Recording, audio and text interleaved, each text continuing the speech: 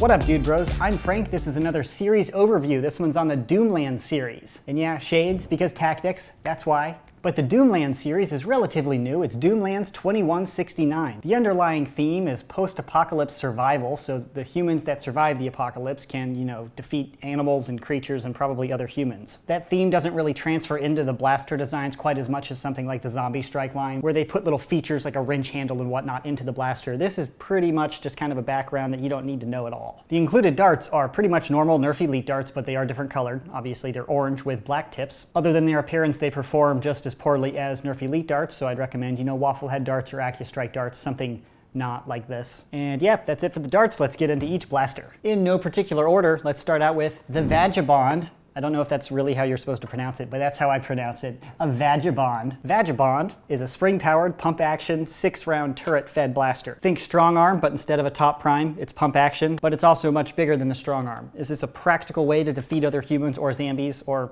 post-apocalypse-like creatures? Not so much, but the form factor is pretty cool if that's what you're going for. It is comfortable to hold, and shotguns are fun to use, just not especially war practical. BT dubs, when I say war practical, I generally mean it's an efficient way to fling foam. It's an efficient platform. It's not like overly bulky or just like silly uses of plastic like from here forward, and has the power, capacity, reload rate to make it a war effective blaster. This one does not fall under that category, but the Vagabond is still pretty cute. It looks very similar to the Vagabond. This one's the long arm. The long arm's form factor is even closer to the strong arm, and it's very similar to the strong arm. However, this one does not have slam fire, and the cylinder only holds 5 rounds, not 6. This one's primed up here. It's also spring powered, just like the Vagabond. And again, it has, unnecessary plastic, but it looks cool. And it also has a top rail up here because this looks like one of those like sniper pistols, so you could totally put a scope on there because reasons. You're using a pistol that's way too big when a strong arm has 1 extra capacity and a better form factor. So that's a more practical blaster. So by the time you're going impractical, you might as well add a scope for the style points. Also white in color, part of the Impact Zones sub-series, I guess, sub-series under Doomlands, because reasons, but that is the long arm. Next up is the Double Dealer. Think Rampage ×2. So this is a pump action spring powered blaster. That's how you prime. But instead of just having 1 magazine, it has 2 that fire at the same time. Pretty cool in theory if you just never want to get through a doorway ever without smashing your mag. But as I mentioned in my review, I'm not a huge fan of this blaster. I've had a number of jams, malfunctions, and just overall annoyances. The handle is a very cramped area, and the length of pull, the distance between back here and the trigger, is very thin. So even if you have normal size hands and not monster long hands like me, it's still a very cramped area, making it uncomfortable to use and kind of obnoxious. But it's cool in theory, I guess. At least you tried. I recall during my last firing demo of the Double Dealer, I ended up rage quitting on it.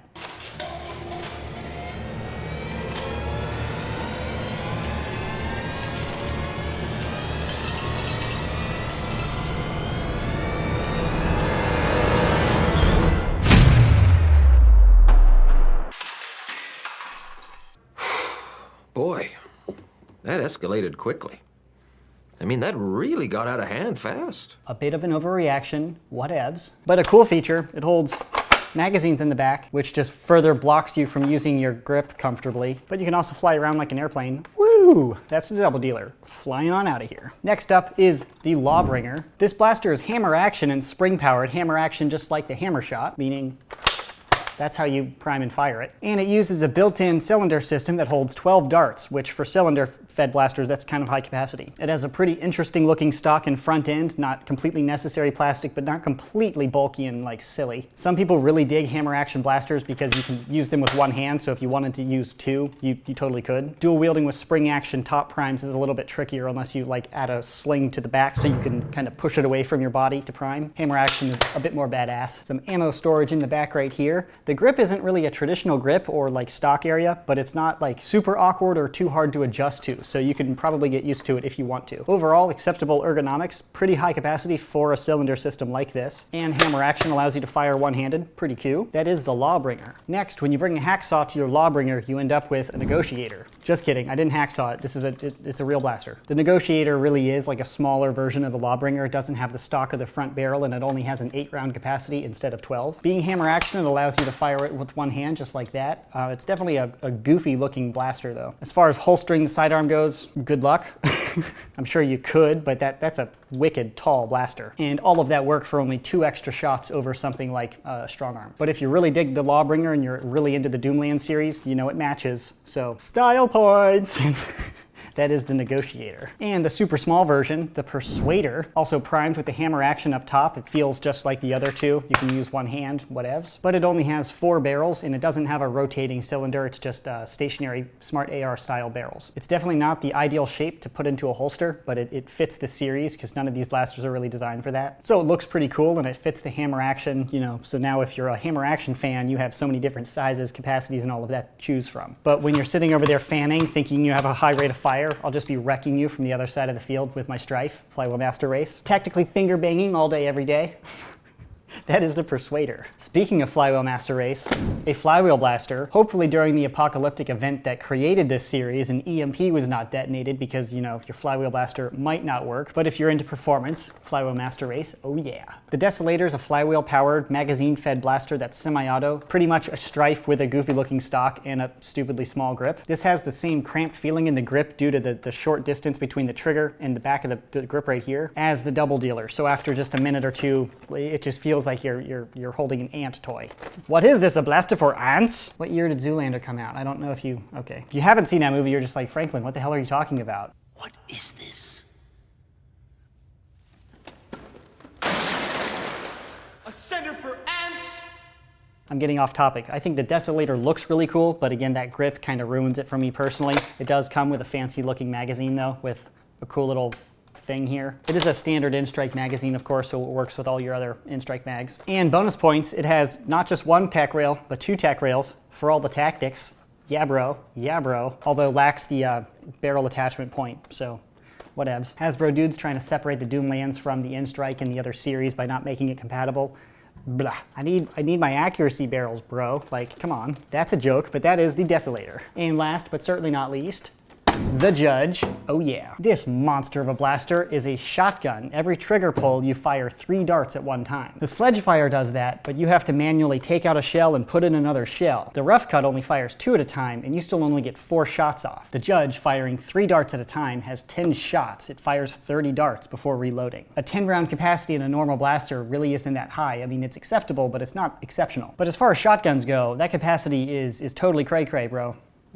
Do people still say that?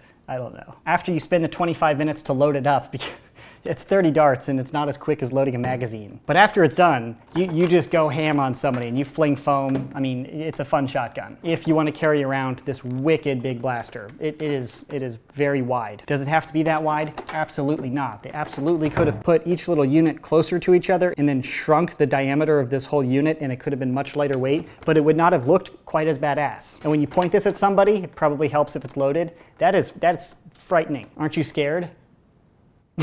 Yeah, but an absolute monster of a blaster. Is it practical for a Nerf war? Probably not, depending on your play style. But if you're into fort wars or anywhere where you can leave a blaster unattended, leave this anywhere at any type of bottleneck. Pick it up, just fling foam into the bottleneck where all the people will be. Once you're out of ammo, just drop it, keep running around with your Strife. And in that context, it could be a really effective blaster. But if you want to carry it around, it's a bit bulky. But that is the Judge. And speaking of the name, the Judge, and the Persuader, the Negotiator, the Lawbringer, I think that consistency kind of sheds some light on the pessimism of whoever named these blasters. Will logic and reason prevail after mankind is almost extinct? No, the only way you'll be able to have a judge is by killing them with a freaking shotgun. The pessimism, man.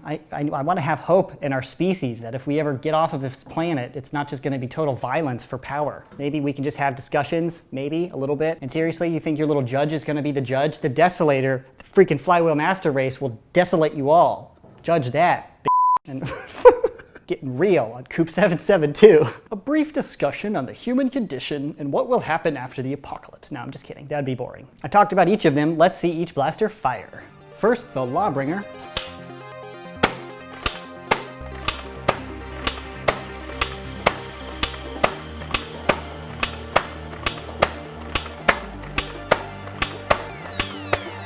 Because it's so similar, now the Negotiator.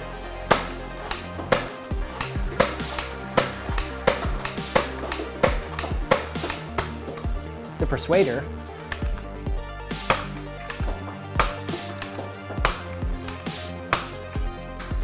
That was over fast. Low capacity, bro. Now the Desolator with the included 10-round magazine.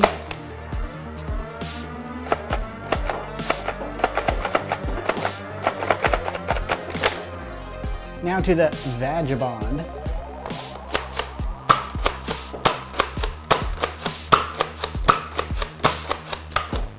The long arm. What?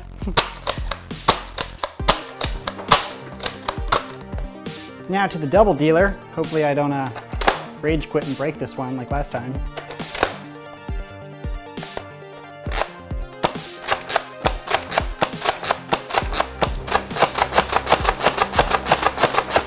No jams? Did that really happen? No jams. Yeah, that's a surprise. And last but certainly not least, the Judge.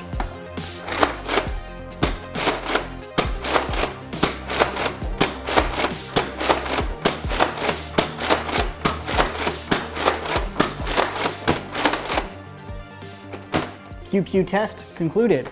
So there's the firing demo to refresh your memory on how each of the blasters operate. If you want more details or more firing footage on any of these blasters, I've reviewed all of them. So check the links in the description box if you want to see the standalone review videos for more information. So my overall opinion on the Doomlands series, kind of as a whole. My personal tastes make this series not as appealing to me because I'm either after an effective blaster to destroy other humans or zombies in a Nerf battle or something that's super tactical. The Doomlands series is kind of like the Zombie Strike line, the Rebel line, some of these that appeal to certain markets, but not to the tactics or to the competitive nerfers. And I'm a tactical competitor, so I'm over here. Not as much over here. I don't even know what to lump like all of these other groups into, but maybe like non-tactical competitive nerfers. that's such a cop-out because it's an anti-label, not a real label. Whatevs. Plinksters, goofballs.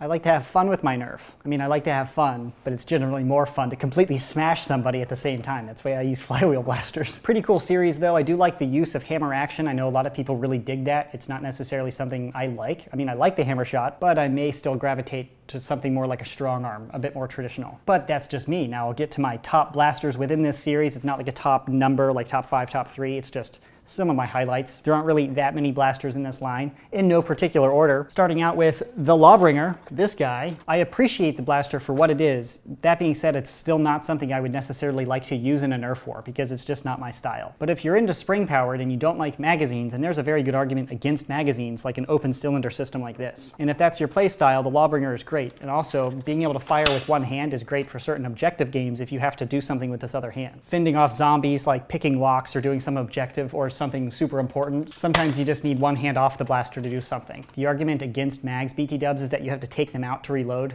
disabling the blaster temporarily. Whereas an open cylinder system, I can prime this, and if that were a loaded barrel, I could be loading darts into the empty barrel while still maintaining a hot barrel. So I could have it on somebody, making sure they don't pop out to shoot my teammate while I'm reloading. If you get quick at a mag change, it's only a few seconds down anyways, but sometimes, you know, that matters. Seconds make minutes, just like ounces make kilos, bro. But the Lawbringer's in my top list, in no particular order. It's not necessarily first or last.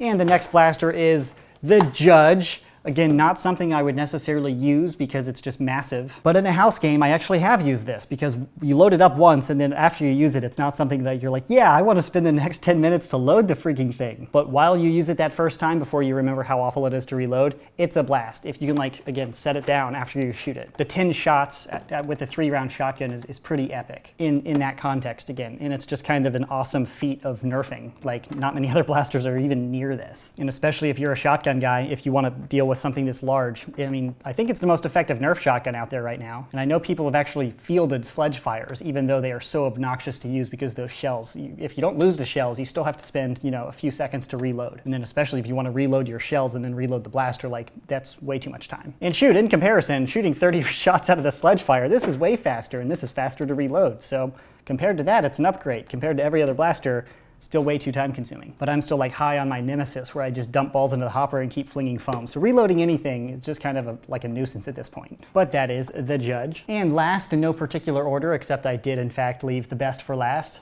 the Desolator. See what I did there with that intro? Hashtag Flywheel Master Race, bro. In the review, I complained about the Desolator, and my complaints still hold true. My hand cramps up and I get a little irritated if I try to use this for more than 5 or 10 minutes. The grip is just really small, and it's not a benefit to small-handed people, so I'm not really sure why Hasbro made it like this, other than just to piss me off, and that's my conclusion at this point, they're just like, hey, what does Frank hate? I'm gonna make him hate a flywheel blaster. That's gonna be the first one he doesn't like. But I don't hate it because it's a Doomlands blaster. So compared to the other Doomlands blasters, it's still awesome sauce. But that's why if you're a goofy looking dude like me, you hang out with really ugly friends and then you look awesome in comparison. That's what the Desolator is. And that's, well, it's fitting for me then, isn't it?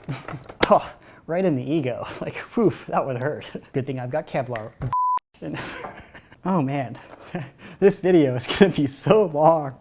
But the Desolator is in no particular order my favorite out of the Doomland series. The only flywheel blaster, it's my favorite in the Doomland series. It's just a Strife reskin, which is a Jolt reskin, so Desolator's a Jolt reskin. Boom, you just got logicked. Yeah, logic is gone. We're in the apocalypse state, bro. I think that's already been established, bro. Oh, I mean, I'm sliding into my bro phase right now. I'm sleep deprived. Yeah, bro, conclusion. So that is the series overview on the Doomlands 2169 Giggity Goo series. Blaster overviews, blaster demos, and my top list. Do you disagree? Well, if you disagree with Flywheel Master Race, you're just wrong, so you can hold those comments in. But other than that one, let me know which blaster is your favorite in the Doomland series in the comment section below. So that concludes this series overview. If you'd like to see my overview on a different series, leave that comment in the section below as well. That's the video. Thanks so much for watching, bros, and as always, stay tactical. Bro, I'll just build a Faraday cage around my Desolator and just leave it in my vault or something. So when the EMP strikes, I'm like, F you zombies, I'll still slay you with my motors.